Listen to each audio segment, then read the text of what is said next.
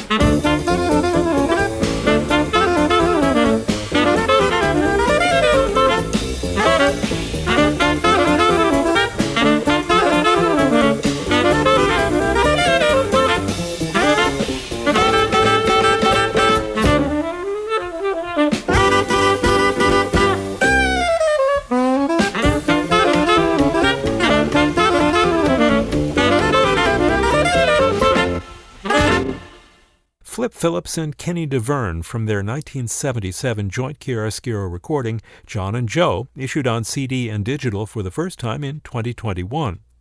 Flip Phillips's nickname was The Claw, and it came from his days of playing baseball. When I was a youngster in Brooklyn, by the way, I was born in Brooklyn, there were two things that I loved, baseball and music. And I got myself a first baseman mitt, which became the Claw, where I caught it in the web of the glove, not to hurt my hands.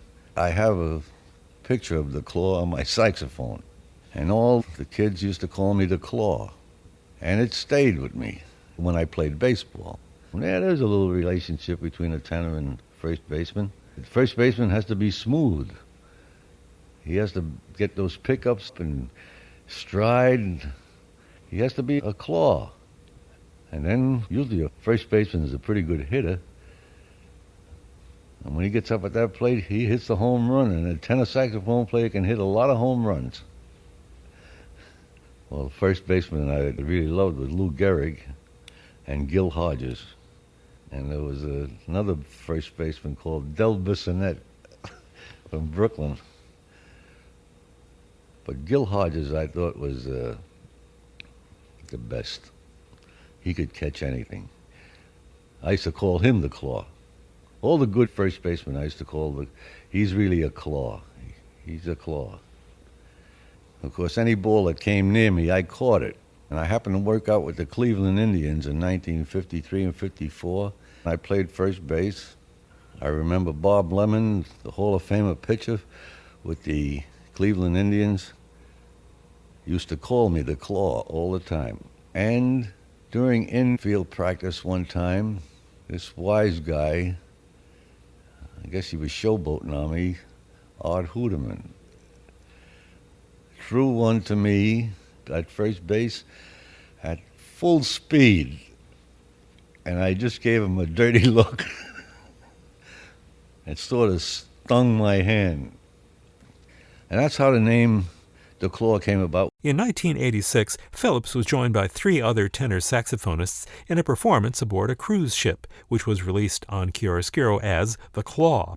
Here he is talking about his instrument and playing with other tenor saxophonists. We had a group of tenors on the SS Norway, namely myself, Scott Hamilton, Al Cohen, and Buddy Tate. And we had the rhythm section, John Bunch at piano, Major Hollow at bass, Chris Floyd on the guitar, and Chuck Riggs on the drums. We got together in a Checkers Cabaret. And it reminded me of the Savoy Ballroom and Jazz at the Philharmonic. It was a big audience and had 4 lion tenors. And there was nothing like the tenor saxophone. Tenor saxophone is the most beautiful instrument in the world, outside of the guitar, which I like. But the tenor, you can play loud, you can play soft, you can get mad, you can get angry, you can get soulful. It's a great instrument, and we had 4 of them. I happened to see a trumpet player out in the audience. His name is Clark Terry. And we invited him up to play with us. So I put him between the 4 tenors, right in the middle. So we had the trumpet and the 4 tenors, which made it more exciting.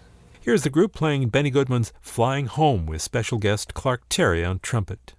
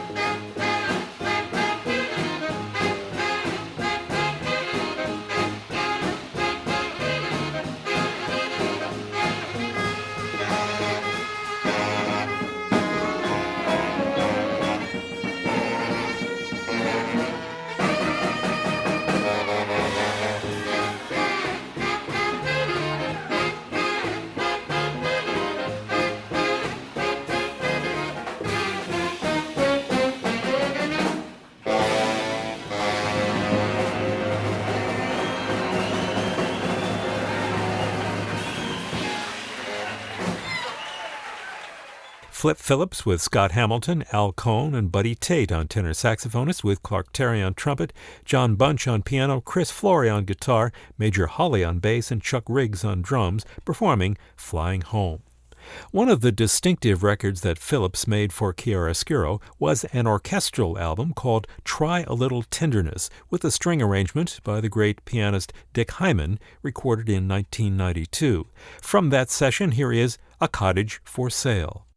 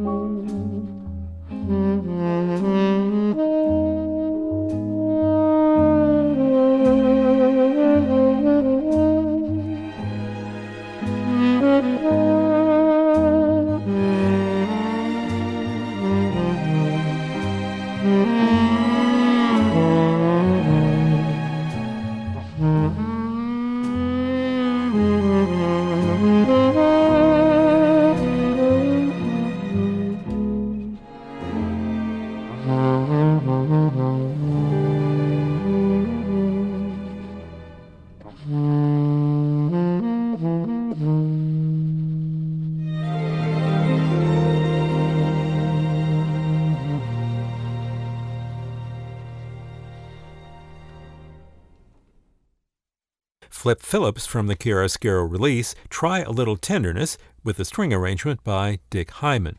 For more of Flip Phillips's music and much more great jazz, go to chiaroscurojazz.org. That's CHIAROSCURO